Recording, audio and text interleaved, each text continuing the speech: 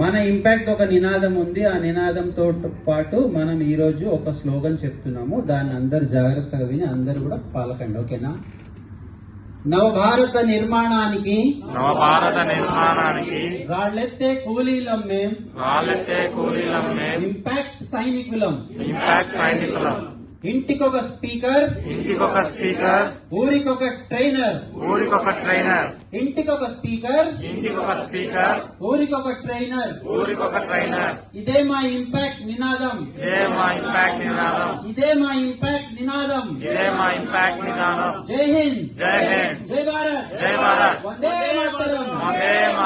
Jai Hind, Jai Bharat, Vande Mataram. Jai Hind, Jai Bharat, Vande Mataram.